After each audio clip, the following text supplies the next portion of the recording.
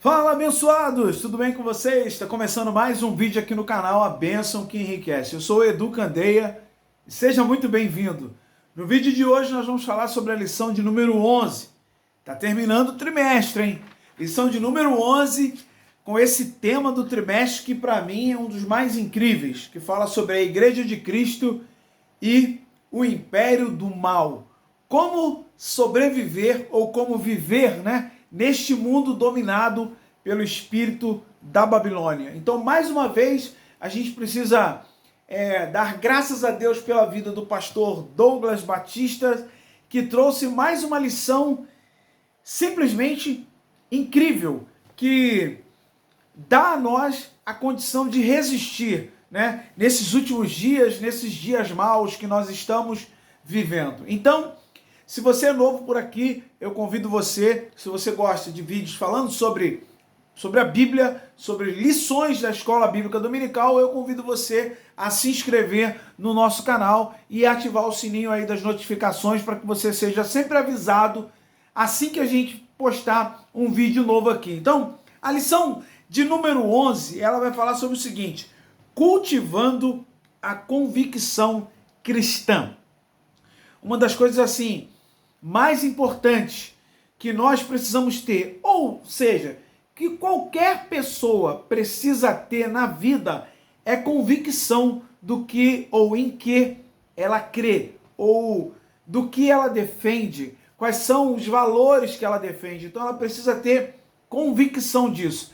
E essa lição vai chamar a nossa atenção para essa questão tão importante de ter convicção. Então você pega a sua revista aí, se você tiver a revista, e diz assim, o textuário da lição diz assim, porque a nossa exortação não foi com engano, nem com imundícia, nem com fraudulência. Está lá em 1 Tessalonicenses, capítulo 2, versículo 3. Isso Paulo escrevendo aos Tessalonicenses, trazendo ali, fazendo menção de que qual era a motivação dele em levar a palavra aos Tessalonicenses. A verdade prática diz assim: o cultivo da convicção cristã é imperioso para a prática e a defesa da fé em tempos de adversidade. Ora, se o comentarista, durante todo o trimestre, ele chamou a nossa atenção que nós estamos em embate frontal, direto, com o império do mal, e que o espírito da Babilônia, o espírito de luxúria, de ganância, de domínio, de querer poder, querer o poder a todo custo, nós precisamos estar preparados e cultivando a convicção cristã.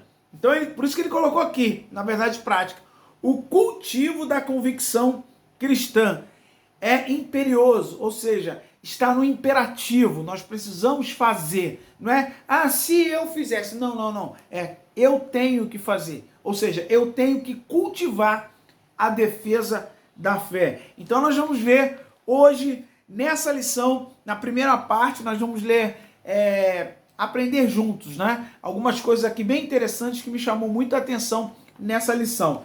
Antes de tudo, eu preciso, aqui o comentarista colocou um comentário que diz assim, falar de convicção em tempos de relativismo é um convite para andar na contramão de uma cultura intelectual pela qual tudo é relativo e que ninguém pode ter certeza de nada.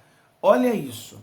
É ir na contramão de uma cultura. Quando você fala e defende, é isso que ele está dizendo aqui, as suas convicções, você está indo na contramão dessa cultura que para ela tudo é relativo. Sabe aquela coisa de tudo é relativo? É aquilo assim, isso não tem nada a ver, ou não tinha necessidade disso. Para que isso? Para que essa rigidez ao confrontar os erros? Sabe essa coisa de relativizar? É por isso que nós estamos vivendo dias e viveremos outros ainda, tá? Se Deus assim nos permitir, de uma geração que muitos chamam de geração Nutella. Por quê? Porque é cheia de não me toque. Quando você defende uma convicção, isso aí é errado, e aí as pessoas se magoam, elas, sabe, se sensibilizam, aquela coisa toda, mas não é se sensibilizar em relação a reconhecer que aquilo é um erro e mudar a rota, não, é achar que quem está apontando o erro é que está errado, sabia disso? Então, quando a gente defende a nossa convicção cristã, nós estamos indo contra a contramão dessa cultura, que na verdade tem se disseminado no mundo todo, não só no Brasil. Então vamos lá. A introdução diz assim, ó: diante das incertezas atuais e dos ataques às doutrinas bíblicas, é indispensável ao crente cultivar, mais uma vez a palavra cultivar, uma profunda convicção cristã. Ele colocou lá em 2 Timóteo 1, 12 ao 14. Não cabe ao salvo esmorecer em meio às tribulações, mas prosseguir confiante pelo prêmio da soberana vocação. Nesta lição estudaremos os aspectos espiritual, moral e social que formam a convicção de nossa fé. O objetivo é despertar em cada cristão, o desejo de ser autêntico, o embaixador de Cristo em um mundo de trevas. Olha que introdução. Meus irmãos, eu convido você a mergulhar nessa lição, porque ela vai despertar você e a mim a respeito do que realmente ou em quem realmente nós cremos. E se vale a pena defender essa nossa crença. A troco de quê? Quando ele fala a soberana vocação, é porque nós sabemos que nós temos um chamado que ele deve ter no coração de nós cristãos, ele deve ser, esse chamado deve ser soberano, que é defender a fé cristã, defender os fundamentos, os princípios e valores judaico-cristãos que estão explícitos, estão claros na Bíblia Sagrada. Então não tem como a gente ficar compartilhando de determinadas coisas, ou concordando com determinadas coisas e fingindo que nada está acontecendo. Quando um cristão age dessa maneira e ele finge que nada está acontecendo, isso não é comigo, essa coisa, nós também estamos relativizando, entende?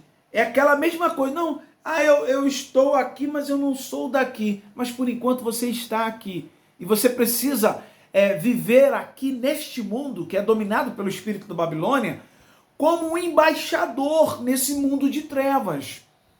E esse embaixador, ele não se deixa levar por tudo que está sendo apregoado no meio de uma cultura perdida. Perdida, quando eu falo, antibíblica, na verdade. Então esse embaixador, ele precisa se opor. Mas aí é que está. Quando você tem convicção e se opõe, virão certamente as dificuldades, os ataques, as mentiras que vão se levantar contra você. Mas aí eu preciso de todo o coração te lembrar o seguinte: Jesus, lá no Sermão da Montanha, no finalzinho lá de um dos trechos, ele falou com os discípulos: bem-aventurados sois vós quando vos perseguirem, injuriarem e mentindo disserem todo mal contra vós. E aí ele diz assim, é como se ele dissesse assim, né? Bem-aventurado quando alguém perseguir vocês, mentirem contra vocês, injuriarem, caluniarem vocês por conta da convicção que vocês têm. Ou por conta de em quem vocês creem e por que vocês defendem. Então Jesus estava dizendo, bem-aventurados sois. E por quê? Exultai-vos. Olha a soberana vocação. Exultai-vos e alegrai-vos, porque é grande o vosso galardão lá no céu. Ou seja, não é à toa. Agora, não tem essa questão, diz aí no mundo, né? Não tem almoço grátis. Você, para receber, tomar posse realmente do galardão, da coroa de justiça, que é reservada, receber o chamado, você precisa ter convicção daquilo que você defende. Agora, se você quer ficar calado, aí é outra coisa, né? O ponto 1 diz assim, ele tem 3 subtópicos que a gente vai falar agora. Que interessante isso, né? O quanto é importante cada crente ter uma convicção e manter firme essa convicção em defesa dos interesses do reino de Deus aqui na terra. Isso é ser embaixador. Porque assim, um embaixador de um país, vamos lá, o embaixador dos Estados Unidos aqui no Brasil, ele não, apesar de ele estar aqui numa terra que é longe da terra natal dele, ele é embaixador, ele está aqui na terra, no Brasil, mas ele é de outra terra. Mas ele defende os valores do país dele, ele não se deixa envolver pela cultura local. Ele veio ali para defender os valores da sua terra. Quando o embaixador deixa de defender os valores efetivos da sua terra natal e começa a se deixar levar pela cultura local, muito provavelmente ele vai perder essa posição. Porque ele já se deixou influenciar e contaminar e perdeu os princípios. Isso é muito sério, irmãos. A gente precisa defender com convicção. Então vamos lá. Olha o que Paulo está dizendo aqui. A gente vai falar sobre convicção espiritual, convicção moral e convicção social. O comentarista foi muito feliz quando ele dividiu isso em 3 pontos aqui. E vamos lá então para a convicção espiritual. O que quer dizer isso? O poder do Espírito Santo, a primeira coisa. Diz aqui, por orientação divina, o evangelho foi proclamado na Europa. Paulo teve uma visão em que um homem lhe dizia, passa a Macedônia e ajuda-nos. Está lá em Atos 16, 9. A partir dessa revelação, a mensagem da cruz foi anunciada em Filipos e depois em Tessalônica. Então está dizendo aqui, essa convicção espiritual começou através do poder do Espírito. E aí, ele foi lá, deixa claro para nós que o evangelho não foi pregado com um mero discurso racional, mas, sobretudo, em poder, no Espírito Santo e em plena convicção. Assim, podemos afirmar que, na ausência de convicção espiritual, a palavra de Deus é reduzida a mero intelectualismo humano, e seu resultado é ineficaz na transformação de vidas. Preste atenção numa coisa aqui. Estamos vivendo tempos em que isso aqui está acontecendo. As pessoas, elas estão relativizando tanto a questão da palavra de Deus, do verdadeiro objetivo da palavra de Deus, que para muitas pessoas a palavra de Deus, conhecer a palavra de Deus, está sendo uma mera questão intelectual. E nós temos visto que muitos pastores, líderes, que se dizem tão intelectuais em relação ao conhecimento bíblico, eles conhecem a letra, mas eles relativizam a tal ponto que eles já perderam as convicções reais do que a Bíblia defende. Então, aqui o comentarista está dizendo que Paulo, ele foi pregar, passou a Macedônia por conta de uma revelação divina, e ele tinha convicção de quem havia enviado ele para aquela região. Ponto 2, confiança em Deus. Mas antes de entrar no ponto 2, é importante eu relatar para você o seguinte, a gente precisa estar muito atento a respeito de alguns líderes que começam a intelectualizar muito a Escritura, sabe? Falam bonito, eles têm vários meios de cativar as pessoas, de atrair as pessoas, mas na verdade a essência já se perdeu. E aí eles, não, pode vir todo mundo, pode entrar todo mundo. Na nossa igreja, eu vou repetir, a igreja é inclusiva, né?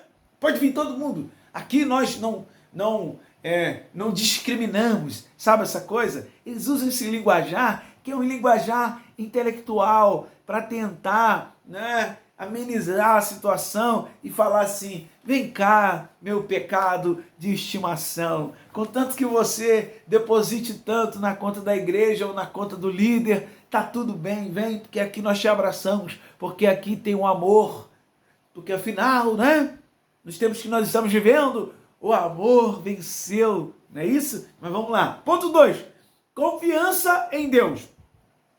O apóstolo Paulo, no caso, né, declara que mesmo tendo padecido e sido agravados em Filipos, sua fé não estava abalada. Ele se refere a uma perseguição sofrida antes de pregar em Tessalônica. Paulo e Silas tinham sido publicamente espancados com varas e em seguida lançados no cárcere interior com os pés no tronco. Todavia, apesar de feridos, perto da meia-noite, oravam e cantavam hinos a Deus. Está lá em Atos 16, 25. Você conhece essa história. Após essa severa provação, não esmoreceram, mas impelidos pelo Espírito Santo, vieram a Tessalônica. Então, irmãos, aqui está contando um trecho, esse ponto de confiança, que a gente precisa se atentar. Ainda que, há um tempinho atrás, eles tinham sido perseguidos, presos, açoitados, eles ainda, depois de serem libertos, eles ainda antes, quando eles estavam presos ainda, né? Aqui contra o grande milagre, eles mesmo presos, eles cantavam. Será que nós estamos preparados para passar uma situação dessa? Mesmo preso, cantar? Eu vi, irmãos, esse final de semana, um vídeo que eu até compartilhei lá no grupo da minha família, que foi sobre, no canal da Bárbara, do Te Atualizei, eles contando a história dos presos lá do dia 8 de janeiro. Muita gente que foi presa ali, ou praticamente todas elas, presas de maneira ilegal, né? Sem o devido processo legal, né? Há de se dizer. E aí, muitos daqueles ali eram cristãos. E aí eu fiquei pensando, aqueles ali, cristãos, passaram por tudo aquilo. Será que eles abandonaram a fé? Será que eles desistiram porque o Senhor permitiu que eles fossem presos injustamente? Porque tem gente que acha que assim, não, se eu estou fazendo o certo, se eu sou fiel, por que Deus me deixou passar por isso? Ou, já que Deus é fiel, é o Todo-Poderoso, por que Ele deixa os cristãos passar por essas determinadas coisas? E nós já estamos, desculpa a palavra, nós estamos já careca de saber, e todos precisam ter essa convicção. Paulo, ele escreve dizendo que todos aqueles que querem seguir a Cristo piamente padecerão perseguições, serão perseguidos em qualquer instância, em qualquer lugar. Então precisamos ter essa convicção.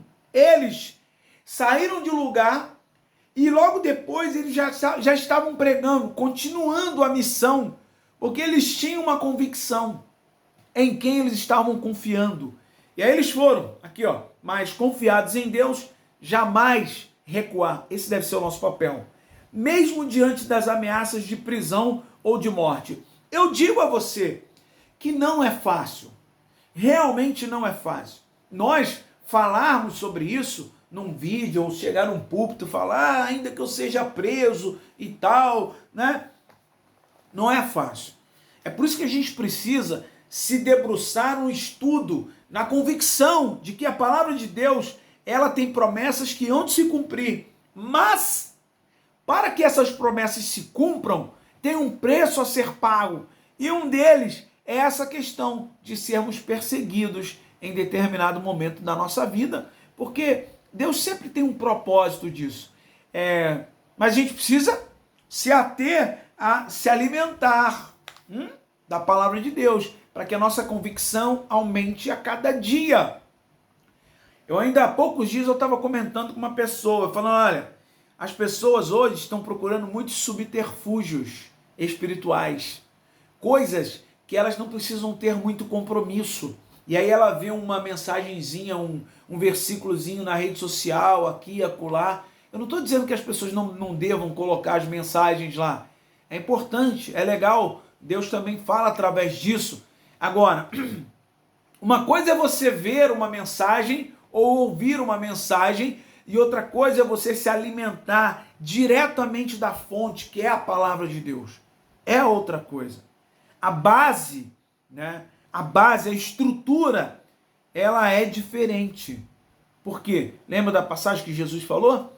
Os dois homens, um que construiu a casa sobre a areia e outro sobre a rocha, e sobre as duas vieram os ventos, as tempestades, os rios bateram nela, e a que não tinha sustentação, ela aparentemente tinha sustentação, mas ela não conseguiu resistir. Por quê? Porque não tinha convicção nas bases em que ela fora construída. Jesus explicou isso e nós precisamos buscar o conhecimento da Bíblia. Parar com esse negócio de querer só comer na colher do pastor. É só, não, eu só leio a Bíblia só quando eu vou à igreja, ou eu só quando o pastor fala. Tem muita gente que só faz isso e não sabe nada de Bíblia. Porque ele não vai direto na fonte. Mas nós temos tudo para vencer. Deus, o Espírito Santo, Jesus e a palavra. Mas a gente precisa se ater a isso, para que a nossa convicção ela seja cada dia mais fortalecida. O ponto 3 diz assim, fidelidade na pregação. Está aí um dos maiores diferenciais na vida de Paulo e dos apóstolos, que são o quê?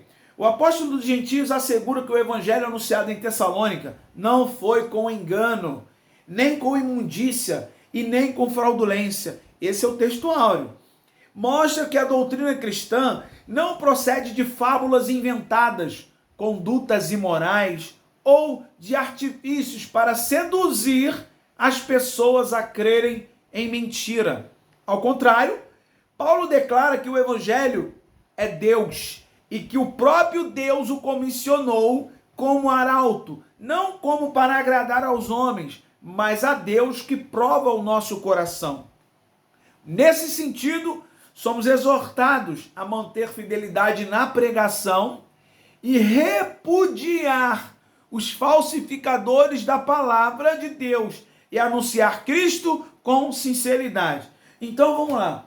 Para nós fecharmos esse tópico aqui, é importante dizer que Paulo aqui, o comentarista, ressalta muito bem que ele tinha convicção do chamado dele, quem estava orientando, né, as investidas dele como ministro, quem deu a ele a missão, e ele sabia que a pregação dele era em demonstração de espírito e de poder, não com engano, falcatruas, coisas para massagear o ego das pessoas e atrair os incautos, né?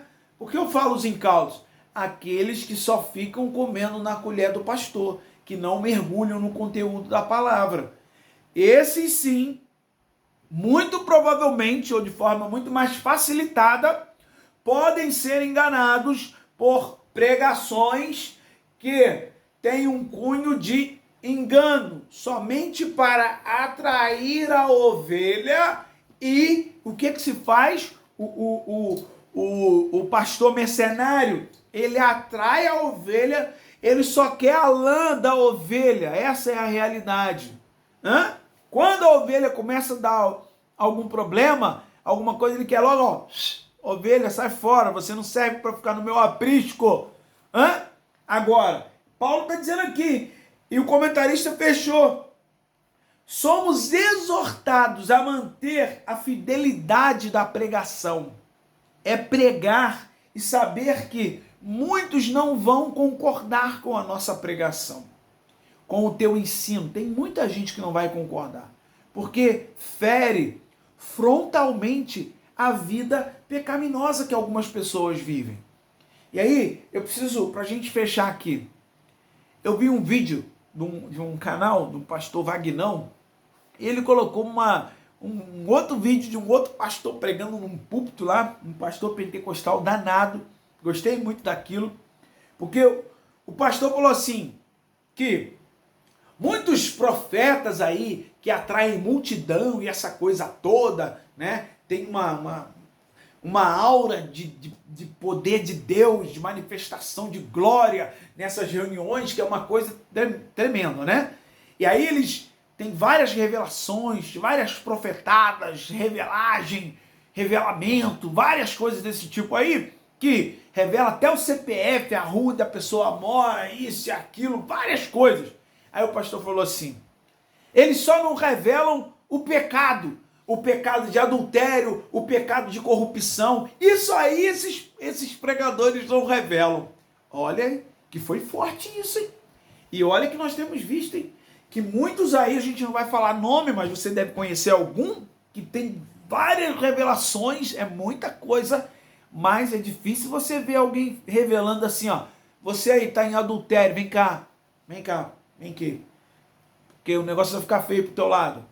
Se acerta. Não. Só revela, pode ver.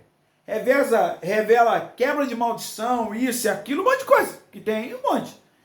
Eu quero dizer a você que eu creio na revelação divina. Eu creio. Eu já vivi isso. A revelação divina.